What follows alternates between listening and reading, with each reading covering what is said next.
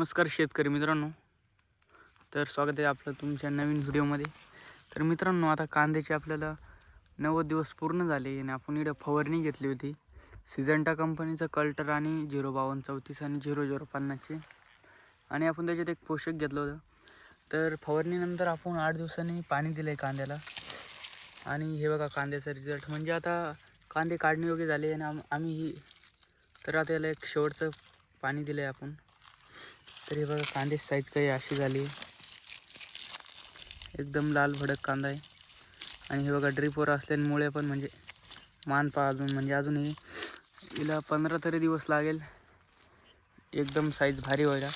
आणि काही ठिकाणी हे बघा झाली एकदम मान बारीक पडून ते झालं कांदा.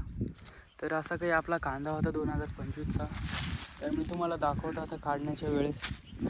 तर आता आपण याला शेवटचं पाणी दिलं आणि हे बघा मध्ये अशी काही साईज झाली कांद्याची. तरी आपण ड्रिपवर कांदे केले ते, आणि याला ड्रिपद्वारेच आपण भरपूर खत सोडलं आहे. 3 वेळेस त्याला खत सोडलं आहे. आणि हे बघा त्याच्या म्हणजे मक्काच्या शेतातलं होतं. तर मक्का पण म्हणजे आली आपल्याला एक झाड.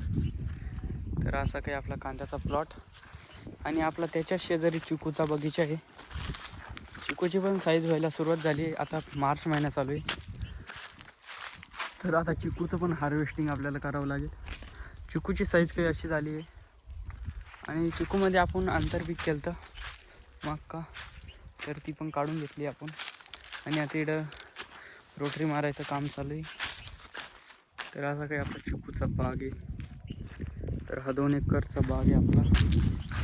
आणि चिकूमध्ये रोटर मारत असताना काही ठिकाणी दगड असतात, त्यामुळे आपल्या रोटरचं पण ते झालं आहे.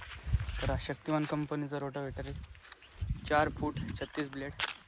मी काय प्रमोशन नाही करत आहे, तुम्हाला सहज दाखवून. म्हणजे याचे ब्लेडचे नट खूप तुटतात, खूप म्हणजे खूप. तर असं काही आपला कांद्याचा प्लॉट.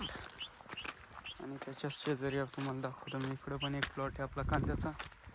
आणि मक्का करेल आपण आपल्या जनावरांसाठी. हे बघा इकडं उसट आहे, आणि इकडं हे आपला कापूस.